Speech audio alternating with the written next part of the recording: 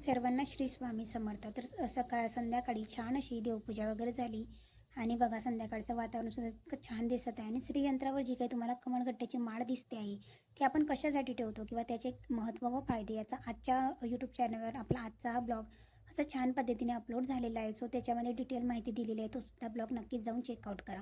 त्याच्यानंतर संध्याकाळच्या स्वयंपाकामध्ये मला इथे मुगाच्या डाळीची खिचडी बनवायची होती, म्हणून 1 वाटी तांदूळ आणि थोडीशी मुगाची डाळ मी भिजत टाकलेली होती.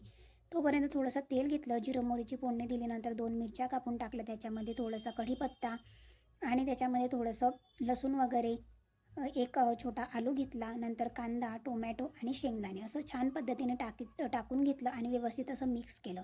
त्याच्यानंतर लगेचच खूप सारं मीठ टाकलं, कारण मीठ टाकल्याच्यानंतर छान आणि मऊ झाला होता कांदा.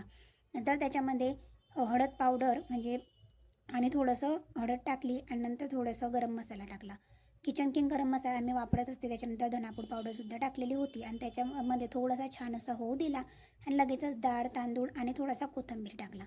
त्याच्यानंतर ही अशी खिचडी जर तुम्ही बनवली ना, खूप टेस्टी होते, लवकर होते, बनवायलासुद्धा इझी आहे, जास्त डाळीचा वापरसुद्धा केलेला नव्हता आणि जितकी सिंपल तितकी टेस्टी लागत असते. त्याच पद्धतीने ते लगेच कुकर लावून घेतलं. कुकरच्या 3 शिट्ट्या झाल्याच्यानंतर कुकरसुद्धा बंद करायचं होतं. नंतर साईडला दूधसुद्धा तापवून झालेलं होतं आणि संध्याकाळी खूप कामाची घाई असते, म्हणून जे काही कामं होती किचनची ते लवकर लवकर आवरत होती. त्याच्यानंतर उद्या सकाळसाठी भाजीची तयारी म्हणून मटकी टाकली. तर असा होता माझा आजचा दिवस.